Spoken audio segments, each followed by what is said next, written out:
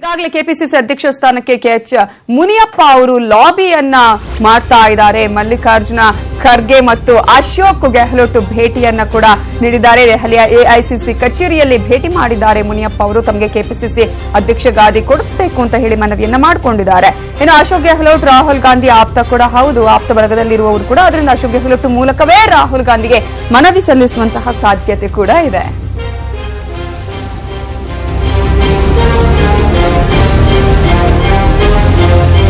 KPCC ಅಧ್ಯಕ್ಷ ಸ್ಥಾನಕ್ಕೆ K H Muniyappa lobby ಮಾಡ್ತಾ ಇದ್ದಾರೆ. ನನ್ನನ್ನ ಕೆಪಿಸಿಸಿ ಅಧ್ಯಕ್ಷರನ್ನಾಗಿ ಮಾಡಿ ಅಂತ ಹೇಳಿ ಈಗ ಕೆಎಚ್ ಮುನಿಯಪ್ಪ ಅವರು ಅಶೋಕ್ ಗೆಹ್ಲೋಟ್ ಮೂಲಕ ಈಗ ರಾಹುಲ್ ಗಾಂಧಿಗೆ ಮನವಿಯನ್ನ ಸಲ್ಲಿಸ್ತಾ ಇದ್ದಾರೆ.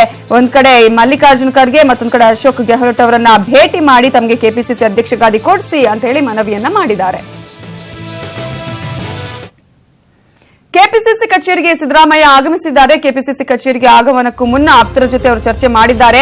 ಸಿದ್ದರಾಮಯ್ಯ ಅವರ ಭೇಟಿಗೆ ಆಪ್ತರ ದಂಡೇ ಆಗಮಿಸಿತ್ತು. ಸಚಿವ ಕೆಜೆ ಜಾರ್ಜ್, ಶಾಸಕ ಬಸವರಾಜ ಹಿಟ್ನಾಳ್, ಎಂಟಿಬಿ ನಾಗರಾಜ್, ಎಚ್ವೈ ಮೇಟಿ, ಚಲುವರಾಯಸ್ವಾಮಿ, ರವಿಗಣಿಗ, ಎಂಎಲ್ಸಿ ನಾರಾಯಣಸ್ವಾಮಿ ಸೇರಿದಂತೆ ಹಲವರು ಸಿದ್ದರಾಮಯ್ಯ ಅವರನ್ನ ಕೂಡ ಭೇಟಿ ಆಗಿದ್ದಾರೆ. ಈಗ ಅವರು ಕಾವೇರಿಯಿಂದ ಕೆಪಿಸಿಸಿ ಕಚೇರಿಗೆ ಕೂಡ ಆಗಮಿಸಿದ್ದಾರೆ. ಕಚೇರಿಗೆ ಆಗಮಿಸುವುದಕ್ಕೂ ಮುನ್ನ ಅವರ ಒಂದು ಆಪ್ತರ ಬಳಗವೇ, ಆಪ್ತರ ದಂಡೆ ಅವರನ್ನ ಕೂಡ ಭೇಟಿ ಮಾಡಿತ್ತು. ಯಾರ್ಯಾರು ಭೇಟಿ ಮಾಡಿದ್ರು ಅನ್ನೋದ್ರ ಬಗ್ಗೆ ಕೂಡ ನಾವು ಈಗಾಗಲೇ ಹೇಳಿದ್ವಿ. ಇನ್ನು ಸಚಿವ ಸ್ಥಾನ ಹಾಗೂ ನಿಗಮ ಮಂಡಳಿ ಕುರ್ಚಿಯ ಬಗ್ಗೆ ಕೂಡ ಚರ್ಚೆ ಆಗುವಂತಹ ಸಾಧ್ಯತೆ ಇದೆ. ಸರ್ಕಾರ ಪಕ್ಷದ ಒಳಗಿನ ಬೆಳವಣಿಗೆಗಳ ಬಗ್ಗೆ ಕೂಡ ಈಗಾಗಲೇ ಸಿದ್ದರಾಮಯ್ಯ ಅವರು ಮಾಹಿತಿಯನ್ನ ಪಡ್ಕೊಂಡಿದ್ದಾರೆ. ಮಲ್ಲಿಕಾರ್ಜುನ ಖರ್ಗೆ, ವೇಣುಗೋಪಾಲ್ ಅವರು ಸಿದ್ದರಾಮಯ್ಯ ಅವರನ್ನ ಸಮಾಧಾನ ಪಡಿಸುವಂತಹ ಹೊಣೆ ಈಗಾಗಲೇ ಹೈಕಮಾಂಡ್ ನೀಡಿರೋದ್ರಿಂದ ಸಿದ್ದರಾಮಯ್ಯ ಅವರು ಇವರ ಒಂದು ಮನವೊಲಿಕೆಗೆ ಬಗ್ತಾರಾ, ಜಗ್ತಾರಾ ಅಥವಾ ನನ್ನದೇ ಹಾದಿ ಅಂತ ಹೇಳಿ ಮುಂದೆ ಹೋಗ್ತಾರಾ, ಈಗ ಈ ಒಂದು ಕೆಪಿಸಿಸಿ ಕಚೇರಿ ನಡೆಯುವಂತಹ ಸಭೆಯಲ್ಲಿ ಕೂಡ ಗೊತ್ತಾಗಲಿದೆ.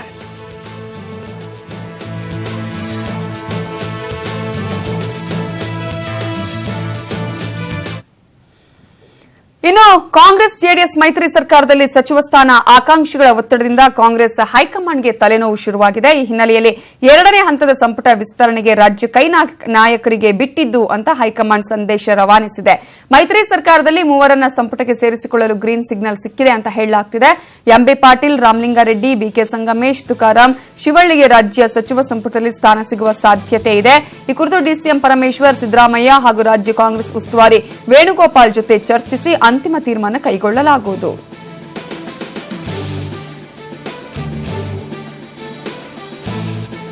ಇನ್ನು ಸಚಿವ ಸಂಪುಟ ವಿಸ್ತರಣೆ ಆಗತ್ತೆ, ಆದ್ರೆ ಯಾರ್ಯಾರು ಆಕಾಂಕ್ಷಿಗಳಿದ್ದಾರೆ ಅಂತ ನಾವು ನೋಡಬಹುದು. ಬಬಲೇಶ್ವರ ಕ್ಷೇತ್ರದ ಶಾಸಕ ಎಂಬಿ ಪಾಟೀಲ್ ಅವರಂತೂ ಸಾಕಷ್ಟು ಚರ್ಚೆಯನ್ನ ಮಾಡಿದ್ರು, ಸಭೆ ಮೇಲೆ ಸಭೆ ಮಾಡಿದ್ರು. ಹಾಗೆಯೇ ಬಿಟಿಎಂ ಲೇಔಟ್ ಶಾಸಕ ರಾಮಲಿಂಗಾರೆಡ್ಡಿ ಅವರು ಕೂಡ ಈಗಾಗಲೇ ರೆಡ್ಡಿ ಒಕ್ಕಲಿಗ ಕ್ಷೇತ್ರದಿಂದ ಸಚಿವ ಸ್ಥಾನ ಕೊಡಬೇಕು ಅಂತ ಹೇಳಿ ಒತ್ತಾಯ ಮಾಡಿದ್ದಾರೆ. ಭದ್ರಾವತಿ ಕ್ಷೇತ್ರ ಶಾಸಕ ಬಿಕೆ ಸಂಗಮೇಶ್ ಅವರು ಕೂಡ ಸಚಿವ ಆಕಾಂಕ್ಷಿ. ಹಾಗೆಯೇ ಸಂಡೂರು ಕ್ಷೇತ್ರದಿಂದ ತುಕಾರಾಂ ಅವರು 3 ಬಾರಿ ಆಯ್ಕೆಯಾಗಿದ್ದಾರೆ. ಹೀಗಾಗಿ ಅವರು ಕೂಡ ಸಚಿವ ಸ್ಥಾನದ ಆಕಾಂಕ್ಷಿಯಾಗಿದ್ದಾರೆ. ಕುಂದಗೋಳ ಕ್ಷೇತ್ರದ ಸಿಎಸ್ ಶಿವಳ್ಳಿ ಅವರು ಕೂಡ ಈಗಾಗಲೇ ಸಚಿವ ಸ್ಥಾನದ ಆಕಾಂಕ್ಷಿಯಾಗಿರೋದು. ಹಾಗಾಗಿ 6 ಸ್ಥಾನಗಳಲ್ಲಿ 5 ಸ್ಥಾನ ಕಾಂಗ್ರೆಸ್ಗೆ ಪಾಲಾಗುತ್ತೆ. ಆ ಒಂದು 5 ಶಾಸಕ ಸ್ಥಾನಗಳನ್ನ ಯಾರ್ಯಾರಿಗೆ ಸಚಿವರನ್ನಾಗಿ ಮಾಡಬೇಕು ಅನ್ನೋದ್ರ ಬಗ್ಗೆ ಕೂಡ ಈಗಾಗಲೇ ಒಂದು ರೀತಿಯ ಲಿಸ್ಟ್ ರೆಡಿ ಆಗಿದೆ ಅಂತಾನೆ ಹೇಳಲಾಗ್ತಾ ಇದೆ. 5 ಕಾಂಗ್ರೆಸ್ನ ಸಚಿವ ಆಕಾಂಕ್ಷಿಗಳ ಪಟ್ಟಿಯನ್ನ ಕೂಡ ನಾವು ಈಗಾಗಲೇ ನೀಡ್ತಾ ಇದ್ದೀವಿ. ಭದ್ರಾವತಿಯಿಂದ ಬಿಕೆ ಸಂಗಮೇಶ್, ಸಂಡೂರಿನಿಂದ ತುಕಾರಾಂ, ಬಬಲೇಶ್ವರ ಕ್ಷೇತ್ರದಿಂದ ಎಂಬಿ ಪಾಟೀಲ್ ಅವರಿದ್ದಾರೆ. ಅದರ ಜೊತೆಗೆ ಬಳ್ಳಾರಿಯಿಂದ ತುಕಾರಾಂ ಇದ್ದಾರೆ, ಬಿಟಿಎಂ ಲೇಔಟ್ ಇಂದ ರಾಮಲಿಂಗಾರೆಡ್ಡಿ ಇದ್ದಾರೆ. ಹೀಗೆ 5 ಜನ ಆಕಾಂಕ್ಷಿಗಳು ಕೂಡ ಇದ್ದಾರೆ. ಸಂಡೂರಿನಿಂದ ತುಕಾರಾಂ ಅವರು ಕೂಡ ಸಚಿವ ಸ್ಥಾನದ ಆಕಾಂಕ್ಷಿ ಆಗಿದ್ದಾರೆ.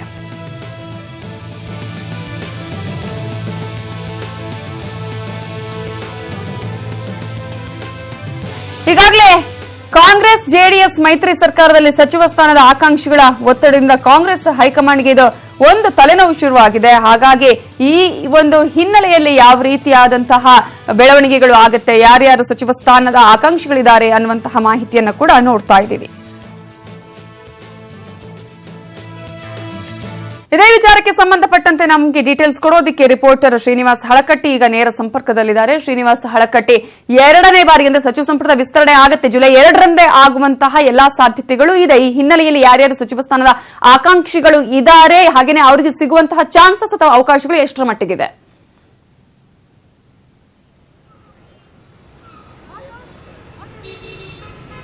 ನವಿತಾ, ಬಜೆಟ್ಗಿಂತ ಮುಂಚೆನೆ ಒಂದು ಸಂಪುಟ ವಿಸ್ತರಣೆ ಆಗುತ್ತೆ ಅಂತಕ್ಕಂಥ ಮಾತುಗಳು ಕೂಡ ಕೇಳಿ ಬರ್ತಾ ಇದೆ. ಅದರಲ್ಲೂ ಕೂಡ ಬಜೆಟ್ನ ಮುನ್ನಾ ದಿನ ಜುಲೈ 1ನೇ ತಾರೀಕು ಸಚಿವ ಸಂಪುಟ ವಿಸ್ತರಣೆ ಆಗುತ್ತೆ. ಅದರಲ್ಲೂ ಪ್ರಮುಖವಾಗಿ ಕಾಂಗ್ರೆಸ್ ಪಾಲಿಗೆ ಬಂದಿರತಕ್ಕಂತಹ ಒಂದು ಖಾತೆಗಳಲ್ಲಿ 6 ಖಾತೆಗಳನ್ನ ಭರ್ತಿ ಮಾಡದೆ ಕಾಂಗ್ರೆಸ್ ಹಾಗೆ ಉಳಿಸಿಕೊಂಡಿದೆ. ಇದರಲ್ಲಿ ಪ್ರಮುಖವಾಗಿ 5 ಖಾತೆಗಳನ್ನ ತುಂಬಬೇಕು ಅಂತಕ್ಕಂಥ ಒಂದು ತೀರ್ಮಾನಕ್ಕೆ ಕಾಂಗ್ರೆಸ್ ಬಂದಿದೆ ಅಂತ ಹೇಳ್ಬೋದು. ಅದರಲ್ಲೂ ಕೂಡ ಸೋಮವಾರ ಸಚಿವ ಸಂಪುಟ ವಿಸ್ತರಣೆ ಆದಲ್ಲಿ ಯಾರಿಗೆಲ್ಲ ಸಚಿವ ಸ್ಥಾನವನ್ನ ಕೊಡಬೇಕು ಅಂತಕ್ಕಂಥ ಒಂದು ಚರ್ಚೆ ಕೂಡ ಕಾಂಗ್ರೆಸ್ ವಲಯದಲ್ಲಿ ಕೇಳಿ ಬರ್ತಾ ಇದೆ. ಸಾಕಷ್ಟು ಹಿರಿಯ ಶಾಸಕರು ಮತ್ತು ಮೊದಲ ಬಾರಿಗೆ ಆಯ್ಕೆ ಆಗಿರ್ತಕ್ಕಂಥ ಶಾಸಕರಾಗಿರ್ಬೋದು, 2-3 ಬಾರಿ ಆಯ್ಕೆ ಆಗಿರ್ತಕ್ಕಂಥ ಶಾಸಕರು ಕೂಡ ಸಾಕಷ್ಟು ಒತ್ತಡವನ್ನ, ಲಾಬಿಯನ್ನ ಮುಖಂಡರ ಮೇಲೆ ಹೇರೋ ಪ್ರಯತ್ನವನ್ನ ಮಾಡ್ತಾ ಇದ್ದಾರೆ. ಆ ನಿಟ್ಟಿನಲ್ಲಿ ಕಾಂಗ್ರೆಸ್ ಜಾತಿ ಆಧಾರಿತವಾಗಿನೇ ಒಂದು ಮಂತ್ರಿ ಸ್ಥಾನ ನೀಡಬೇಕು ಅಂತಕ್ಕಂಥ ಒಂದು ತೀರ್ಮಾನಕ್ಕೆ ಬಂದಿದೆ. 6 ಸ್ಥಾನಗಳಲ್ಲಿ 5 ಸ್ಥಾನಗಳನ್ನ ಸೋಮವಾರ ಭರ್ತಿ ಮಾಡೋದು, 1 ಸ್ಥಾನವನ್ನ ಹಾಗೆ ಉಳಿಸ್ಕೊಳ್ಳೋ ತೀರ್ಮಾನ ಕೂಡ ಕಾಂಗ್ರೆಸ್ ಬಂದ್ ನಿಂತಿದೆ. ಅಂದ್ರೆ ಎಲ್ಲೋ ಒಂದು ಕಡೆ ಕಾಂಗ್ರೆಸ್ನಲ್ಲಿ ಜಾತಿ ಲೆಕ್ಕಾಚಾರವನ್ನು ನೋಡಿದಾಗ ಕುರುಬ ಸಮುದಾಯಕ್ಕೆ ಒಂದು ಸ್ಥಾನವನ್ನ ಕೊಡಲೇಬೇಕು, ನಾಯಕ ಸಮುದಾಯಕ್ಕೆ ಮತ್ತೊಂದು ಸ್ಥಾನವನ್ನ ಕೊಡಬೇಕು, ಹಾಗೆ ಲಿಂಗಾಯತ ಮತ್ತು ಒಕ್ಕಲಿಗ ಸಮುದಾಯಕ್ಕೂ ಕೂಡ ಕೊಡಬೇಕು, ಜೊತೆಗೆ ಒಂದು ದಲಿತ ಪಂಗಡದಲ್ಲಿನೇ ಒಂದು ಎಡಗೈ ಒಂದು ಪಂಗಡ ಕೂಡ ಒಂದು ಖಾತೆಯನ್ನ ಕೊಡಬೇಕು ಅಂತಕ್ಕಂಥ ಮಾತುಗಳೇನು ಕೇಳಿ ಬರ್ತಾ ಇದೆ.